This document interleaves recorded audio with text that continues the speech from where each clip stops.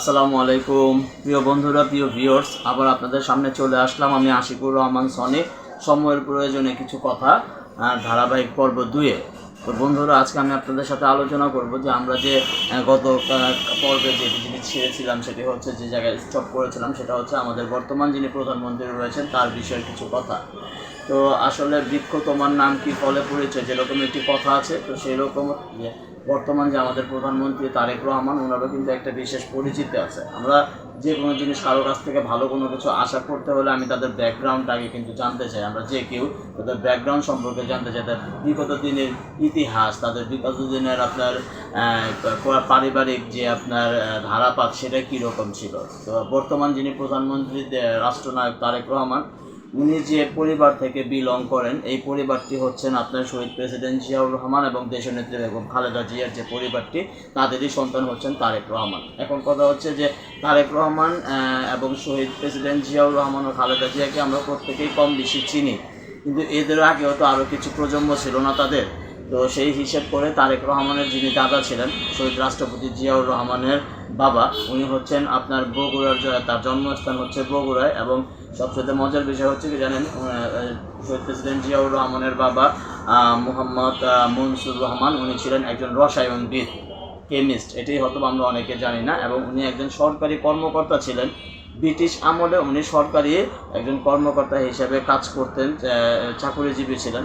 তো এটা মামুলি কোনো একটা বিষয় না। তো সুতরাং সেই দিক থেকে চিন্তা করলে আপনার তারেক জিয়া বলেন আর শহীদ প্রেসিডেন্ট জিয়াউর রহমান বলেন, ওনারা কিন্তু ভালো একটা ফ্যামিলির থেকেই হয়ে আসছে। এবং তারেক রহমানের দাদি জিয়াউর রহমানের আম্মা ছিলেন একজন গৃহিণী এবং সে সাংসারিক কার্যক্রম পরিচালনা করতেন।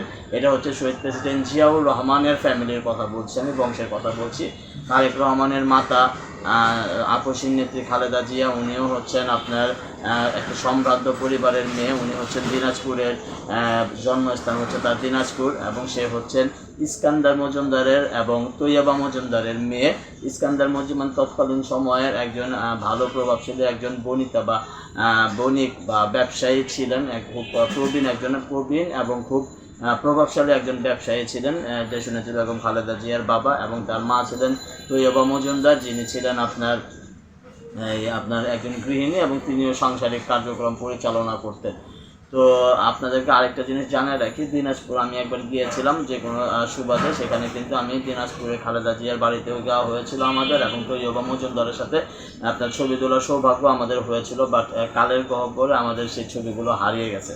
যাই হোক, তো ওনাদের মেয়ে হচ্ছেন দেশনেত্রী বেগম খালেদা জিয়া। এটা হচ্ছে জিয়াউর রহমান এবং খালেদা জিয়ার বংশ পরিচয়। তাহলে সেই হিসাবে স্ট্যাটাস অনুযায়ী তারেক জিয়ার বংশ পরিচয় হচ্ছেন তারেক জিয়ার দাদা এবং নানা দুজনের পরিবারে একটা খানদানি পরিবার ছিল। এর পরবর্তীতে তার পরিচয় হচ্ছে তার বাবা শহীদ রাষ্ট্রপতি জিয়াউর রহমান, যিনি আপনার একজন মুক্তিযোদ্ধা ছিলেন। শুধু মুক্তিযোদ্ধাই নয়, তিনি ছিলেন একজন মুক্তিযুদ্ধের সংগঠক।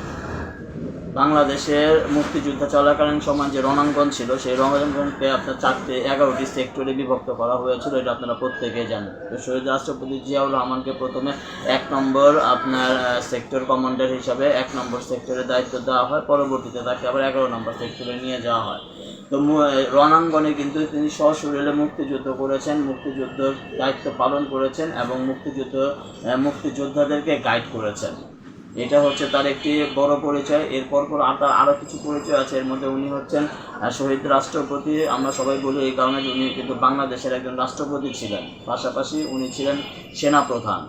এবং সবচেয়ে মজার বিষয় হচ্ছে এইটা যে আপনার এমন একজন ব্যক্তি পুরো বিশ্বের মধ্যে বিরল, যে কিনা সেনা প্রশাসক, সামরিক প্রশাসক থাকার পরেও উনি কিন্তু বাংলাদেশের মধ্যে একটি গণতন্ত্রের ডাক দিয়েছিলেন, যে কারণে আমরা তাকে বলি বহুদলীয় গণতন্ত্রের প্রবক্তা।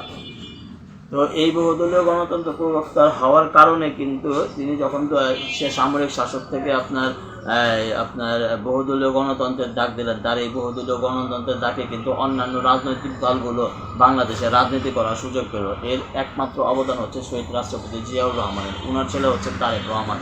ঠিক তেমনই তিনবারের আপসহীন সাবেক সফল প্রধানমন্ত্রী হচ্ছে দেশনেত্রী বেগম খালেদা জিয়া।